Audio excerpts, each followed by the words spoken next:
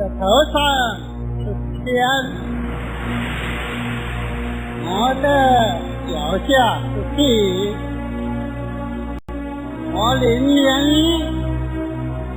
今天一句堂堂正正的做人，我不愿意投降，我没有低头丧气，我没有逃避走开。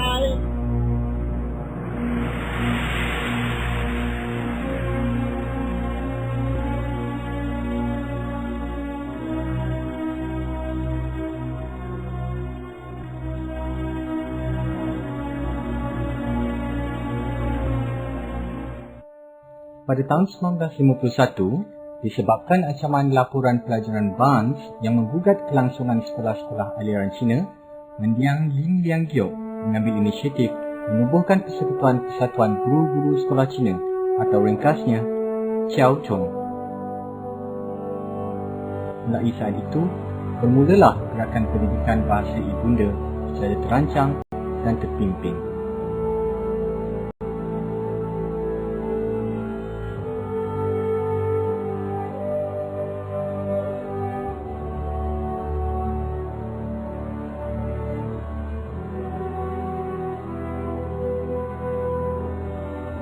Sebagai usaha memupuk semangat patriotik di kalangan warga keturunan Cina, mendiang Lim Liang Giok membawa Chiao Chong turut serta dalam program menggubal kurikulum baru serta menyunting buku teks berorientasikan Melaya. Beliau turut memainkan peranan penting dalam jawatankuasa Pusat Al-Ihwal Pelajaran MCA, sebuah jawatankuasa yang merangkumi tiga pihak, yakni Chiao Chong, pengarah sekolah dan MCA demi menangani masalah berkaitan sekolah Cina. Pada tahun 1955, mendiang Lim Liang Giok mengetuai perwakilan Tong Chiao Chong dalam bimbingan dengan Ketua Perikatan Tunku Abdul Rahman Putra Al-Haj. Ketokohan dan pengaruh Lim Liang Giok dalam masyarakat Cina mulai terserlah.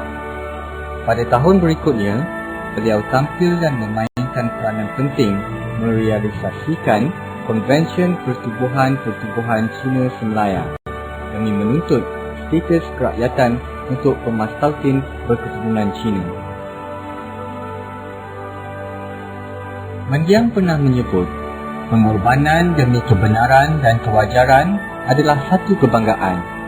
Saranan saya agar semua kaum duduk sama rendah, berdiri sama tinggi adalah saranan yang dibuat tanpa sebarang agenda dan adalah atas dasar keadilan dan kewajaran. Walaupun gagasan tersebut berhalangan pada masa ini, namun ia nescaya akan berhasil pada masa akan datang. Sisuk tubuh saya akan rebut dan punah dimakan usia, tetapi semangat saya pasti akan bergemerlapan dalam rentetan sejarah. Akhirnya, walaupun pendidikan bahasa Cina telah berselamat, namun mendiang Lim Liang Giok terpaksa menghadapi cabaran yang lebih getir. Kelayakannya sebagai guru dan hak keracyatannya dirampas dan dilucutkan. Malah, karya beliau, suretan kenangan, turut diharamkan. Betapapun, Lim Liang Giok tetap seorang nasionalis yang tulen. Biarpun beliau terus-menerus menghadapi tindasan oleh tangan-tangan politikus yang licik, beliau tetap mahu menetap di bumi Melaya tanpa ada sebutir pun niat untuk berhijrah ke negara lain atau kembali ke negara kelahirannya. Beliau kekal sebagai pemastautin hinggalah ke penghujung hayatnya. Jenazahnya disemadikan di tanah perkuburan Hokkien Kuala Lumpur pada 18 Disember 1985. Jasa dan pengorbanannya dikenang selama-lamanya. Sejak zaman pra-kemerdekaan lagi, Lim Liang Giok telah pun menyeru agar semua rakyat tanpa mengira kaum bersatu hati dan berpadu tenaga membangunkan negara atas semangat sehidup semakmur. Dalam usaha mencorakkan sekolah Cina selaras dengan persekitaran di Melaya, beliau senantiasa memperingatkan para guru supaya tidak melupakan tanggungjawab menyemai sikap cintakan negara di kalangan pelajar. Menyedari jurang sosio-ekonomi yang ketara di antara kaum pada zaman pra-kemerdekaan, beliau menyeru pihak pemerintah membetulkan kepincangan sedia ada dengan membantu kaum Melayu agar mereka dapat maju seiring dengan kaum-kaum lain dan seterusnya berganding bahu memburu kemajuan dan kemakmuran bersama. Beliau turut menyeru kaum Cina memberi ketaatan kepada Ibu Pertiwi Melaya tercinta.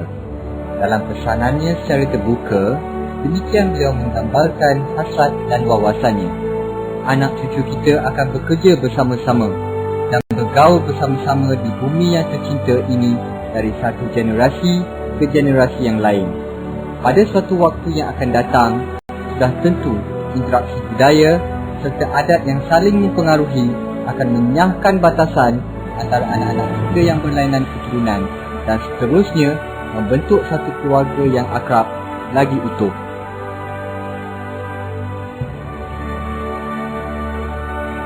Hasil semangat gigih dan daya usaha seluruh masyarakat Cina, Sekolah Menengah Persendirian Cina bukan sahaja bertegus lumus mengekalkan pendidikan bahasa ibunda, malah mampu melahirkan ramai pakar dan tenaga mahir untuk pembangunan negara. Dalam tempoh 53 tahun sejak kemerdekaan, Sekolah Rendah Cina tidak sudah-sudah menghadapi berbagai cabaran dan rintangan. Namun, atas kegigihan dan ketekunan pihak pengelola, akhirnya Sekolah Aliran Cina telah berjaya menambat hati para ibu bapa. Kini, lebih 95% daripada ibu bapa Cina menghantar anak-anak mereka ke sekolah rendah aliran Cina. Malah, segelintir ibu bapa dari keturunan lain turut tertarik dengan corak pendidikan dan pencapaian cemerlang di sekolah berkenaan, lalu menghantar anak mereka ke sekolah tersebut. Lin Yang Giok meninggal dunia pada tanggal 18 Disember 1985. Sebagai penghargaan ke atas sumbangan dan pengorbanan beliau, masyarakat Cina mengambil inisiatif menubuhkan LLG Cultural Development Center Berhad dan hari kegugurannya telah diisytiharkan sebagai Hua Qiao Jie atau Hari Pendidikan Cina dengan tujuan untuk memupuk semangat dan wawasan bumi mendiang Lin Yang Giok.